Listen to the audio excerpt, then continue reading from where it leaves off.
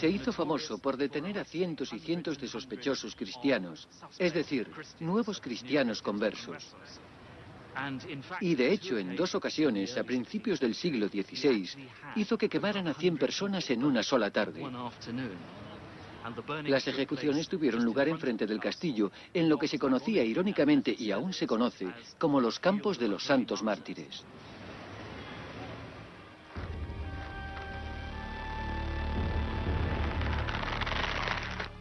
Resultaba muy fácil para los sádicos inquisidores satisfacer su crueldad. Eran los únicos encargados de decidir cuándo, cómo y con qué frecuencia poner en práctica la tortura. Una de las torturas de la Inquisición más imaginativas era la de la toca, o la tortura del agua.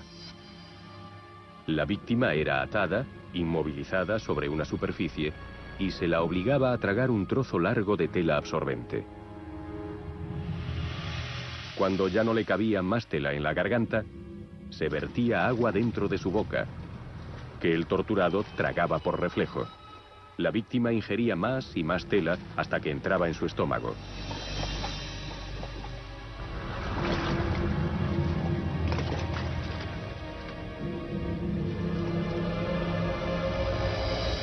Después se tiraba de la tela hacia afuera con el consiguiente y tremendo dolor.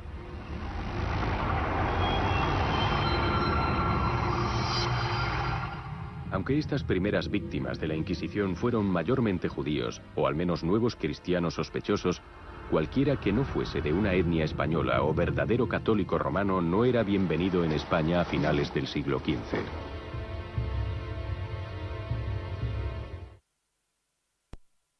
programa que van a ver contiene lenguaje violento y escenas que pueden ser inadecuadas para algunos miembros de la familia. El espectador ejercerá su propio criterio. España actualmente es un país moderno, activo y cosmopolita, seguro de su fe católica y orgulloso de su familia real. Solo hay unos cuantos signos visibles de que la Inquisición existió alguna vez.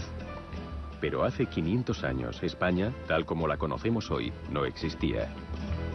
El territorio estaba dividido en una serie de reinos separados.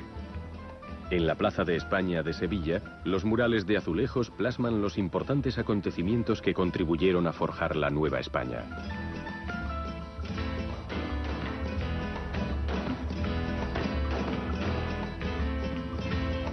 Los 54 murales reflejan una serie de temas: la realeza, la religión y la guerra. Cada uno de ellos es esencial para la historia de la Inquisición española.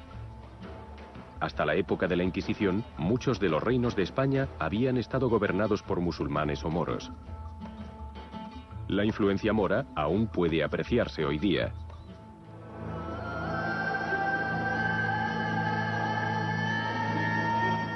Pero los monarcas cristianos de Castilla y Aragón deseaban unir España bajo un solo gobierno y una sola religión: el catolicismo.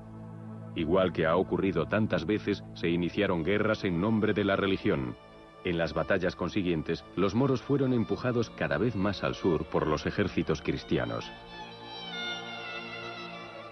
Finalmente, los moros fueron expulsados en 1492, el mismo año que el rey Fernando de Aragón y la reina Isabel de Castilla enviaron a Cristóbal Colón en el viaje que conduciría al descubrimiento del Nuevo Mundo y las Américas. Los españoles aún celebran la victoria de los cristianos sobre los musulmanes. En Alcoy, en el sureste del país, el acto principal de su fiesta anual es la escenificación de la expulsión de los moros por los cristianos. Es una escena vistosa y excitante para el turista moderno. Pero habla de una época, no tan distante, en que la intolerancia religiosa siempre condujo a la violencia y al derramamiento de sangre. Isabel y Fernando probablemente creyeron que sus problemas se habían terminado. Pronto descubrieron que a pesar de 100 años de conversiones, los judíos y sus nuevos descendientes cristianos seguían siendo un gran problema. Cuando el territorio cristiano aumentó y los reinos cristianos se extendieron hacia el sur y absorbieron las comunidades judías de las grandes ciudades como Córdoba, Sevilla y luego Granada, tuvieron que plantearse qué iban a hacer con las comunidades judías. ¿Iban a tolerar su existencia? El Islam puede tolerar a los judíos y a los cristianos, porque el Corán dice que son hijos del profeta, ocupan un lugar especial en la religión musulmana, pero en el cristianismo no existe ese espacio para otras variantes, y se creía que era un deber cristiano convertir a todos los de religión distinta a la fe de Cristo, el Hijo de Dios. Fernando e Isabel eran buenos católicos, pero también ansiaban el poder político. Habían subestimado el peligroso odio entre cristianos y judíos que amenazaba la paz y la unidad. Pero sufrirían una terrible pérdida si todo el que era judío o tenía antepasados judíos era expulsado o encarcelado.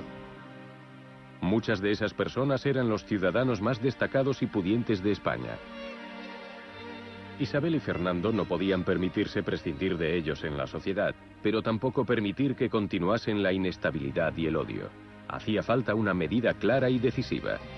En marzo de 1492, dieron un ultimátum a los judíos que se habían quedado: convertirse al cristianismo o abandonar España para siempre. Los judíos de España tuvieron 6 meses para decidir. Los judíos conversos no eran temidos, sino odiados. Eran odiados porque, para empezar, la población en general se negaba a creer en su sincera conversión al cristianismo, al catolicismo. Así que los veían como traidores. Y puesto que no eran sinceros, significaba que aún eran judíos. Los viejos cristianos estaban convencidos de que muchos de estos nuevos conversos mantenían en secreto su fe judía, que respetaban no solo los días santos cristianos, sino también el sabbat judío y sus festividades, que requerían una preparación especial y obvia. Se cortaban el pelo los viernes porque es una ceremonia especial de los judíos y porque es un pecado para ellos cortarse el pelo, la barba o las uñas en sabbat. Todas las mujeres se bañaban según la costumbre judía. Se encerraban en un patio interior para que los criados no pudieran verlas. Las sospechas de los viejos cristianos se avivaban aún más si sospechaban que un converso aún mantenía las reglas kosher sobre la higiene y los alimentos. Para dar la apariencia de que comían cerdo, fingían comerlo y con disimulo lo tiraban bajo la mesa. No era suficiente con solo decir que creías en la cristiandad. También debías demostrar que llevabas el mismo estilo de vida que tus vecinos cristianos. Por ejemplo, ¿comías cerdo? Si rechazabas comer cerdo y querías que te tomaran por cristiano, las autoridades podrían pensar que tal vez no te hubieses convertido de verdad. Hoy día, aún hay muestras del antiguo temor de que a uno lo acusaran de ser judío. En cafés y bares aún cuelgan carne de cerdo en lugar visible. Esto tiene su origen en la época de la Inquisición, cuando era un anuncio visible de que el propietario comía cerdo y por tanto era un verdadero cristiano. No solo eran las reglas judías respecto a la comida lo que podía atraer la atención de la Inquisición.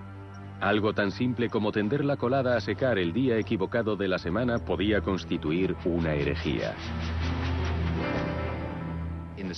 En el siglo XVI, por ejemplo, se dio el caso de una mujer que fue investigada por la Inquisición simplemente porque se cambió la ropa blanca un sábado.